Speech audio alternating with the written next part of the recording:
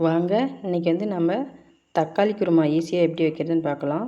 அதுக்கு தக்காளி ஒரு 4 கட் பண்ணி போட்டுக்கிட்டு இஞ்சி பூண்டு எல்லாம் போட்டு அரைச்சி எடுத்துகிட்டு வந்துடலாம். இன்னொரு தரம் மிக்சியில் தேங்காய் கொஞ்சம் போட்டுக்கிட்டு பொட்டுக்கல்ல கொஞ்சம் போட்டுக்கிட்டு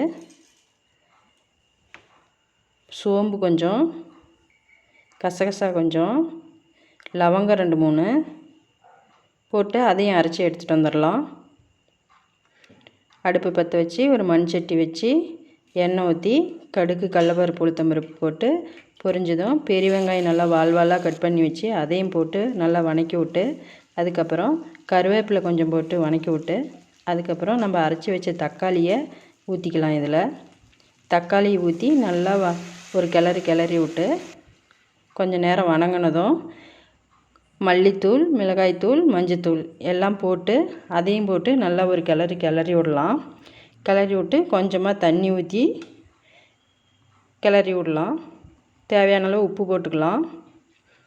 கொஞ்சம் பெருங்காயத்தூள் போட்டுக்கலாம். எல்லாம் போட்டு நல்லா ஒரு கிளறி விடலாம்.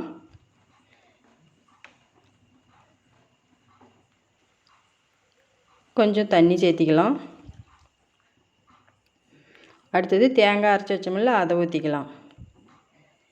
அதையும் ஊற்றி இன்னும் கொஞ்சம் தண்ணி ஊற்றி நல்லா ஒரு கிளறி விட்டு நல்லா கொதிக்கிட்டுன்னு விடலாம். அவ்வளோதான், நல்லா கொதிச்சிருச்சு குழம்பு. இப்போ குழம்பு உப்பு காரம் பார்த்துட்டு ஆஃப் பண்ணிடலாம். அவ்வளோதான், தக்காளி குருமா ரெடி.